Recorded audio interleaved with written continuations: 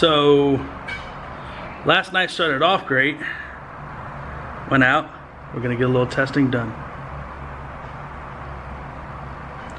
Psych.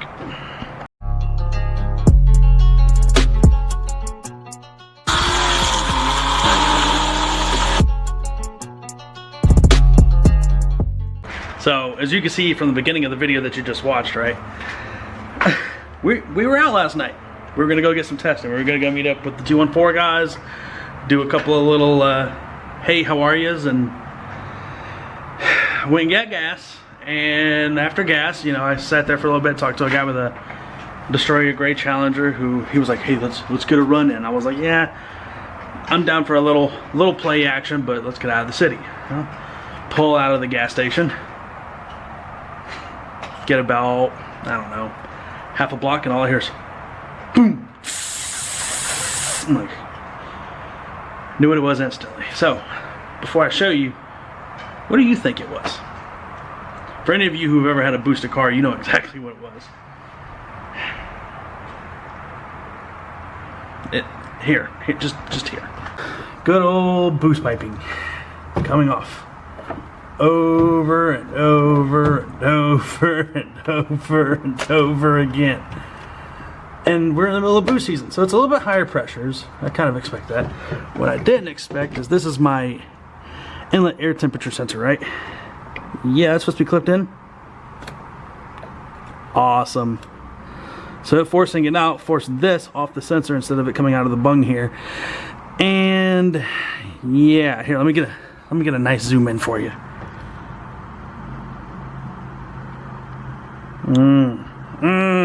Look at that.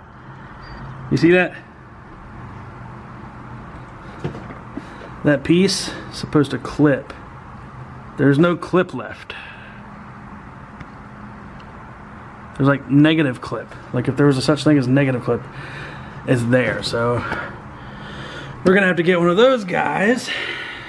Jesus, sorry for the horrible camera work today. Hold on. So yeah, we're gonna have to get one of those guys where it's a direct component. We're gonna have to splice it, rewire it. Literally, it's just like 2 lines. And the ambient or the inlet air temperature, all it does is help regulate air-fuel mixture. I get that, but there's a problem nonetheless, especially because this thing's about to go get retuned and some more stuff added to it. So we're chasing 550, between 550 and 600 wheel at this point. That's what we want. And then I can get to the track, but still bringing in the new supercharger, which is it's going well. It's a little louder than I was expecting. I mean, it's still a V3 SI, but it's a little bit louder than I was expecting, honestly.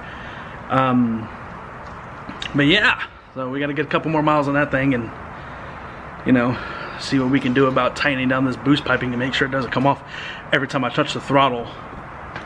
Pain in my ass, but it is what it is. Everybody seems to think that I don't drive this vehicle. I was driving it last night. I drove it to work Friday, and Friday, you know, without completely incriminating myself, I turned a road out here into my own personal racetrack, and I made it to work very fast. You want to know how to make an idiot smile? Put them in anything quick. We'll fucking cheese like retards all day long. But yeah, so that's the plan, is we got to get that thing wired back up. I just got to wait for that sensor to get in. Not a problem. Find a way to re-secure and lock down the boost piping and check all the angles and all the insertion points of all the boost couplings to make sure that, you know, we don't have to worry about that every time I get in boost something pops off, because it's getting kind of old at this point.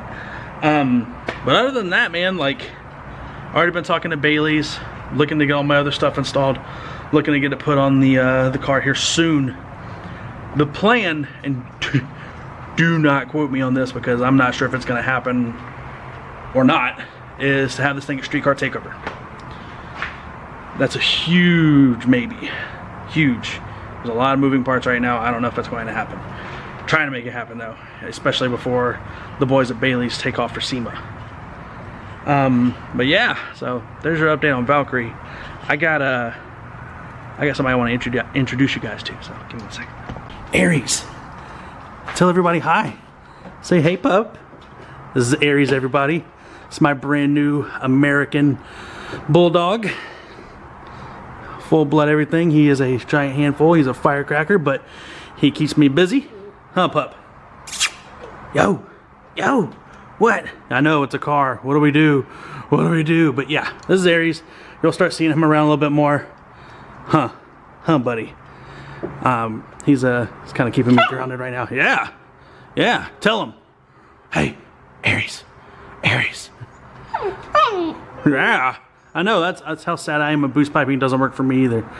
But anyway, guys, that's the video today. Nice, short, sweet. Sorry for not being a little bit more.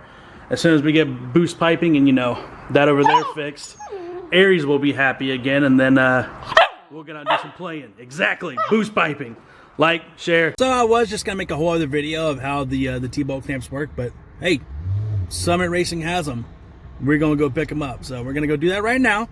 Enjoy this montage on the way. So first stop, neighborhood friendly quick trip.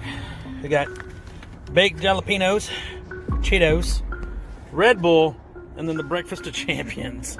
Oh my God. Let's go fix some boost.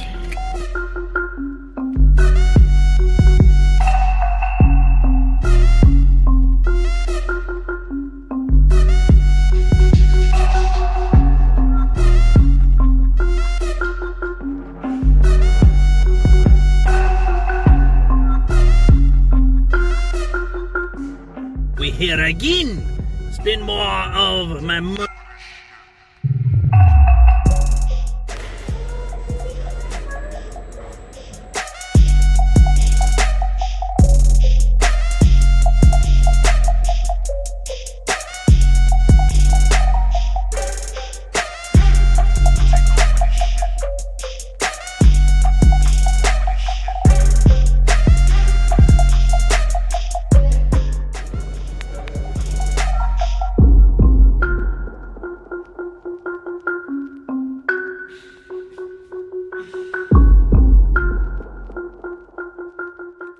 Well, we were done at Summit, and then I came outside and saw this thing, so it's a nice little Nomad, but don't sleep on it, because, yeah, this thing's badass. Oh, Summit, you never let me down, and you take more of my money every time I come here. So, we're back home, and I just wanted to, you know, let everybody know exactly what I'm talking about. So you see this little son of a bitch? Right here. This came with the rip kit. And I mean, they've done their job. You gotta remember, I've had the rip kit on the car for a long time. Since 2017 at this point. Like summer of 2017. So 2.5 years. That's strange. But these start to lose tension after a while, right? And they start to move, and then they get oily because of, you know, other crap going on with the car. And eventually they start losing tension and loosening up, and you blow boost piping off. So what's the fix? These guys, the Vibrant Performance T-bolt clamps. Now, some of you are going to see this and go 3.8 to 4 inches. That's the wrong size. You are right. Get off my ass. Anyway, what these do.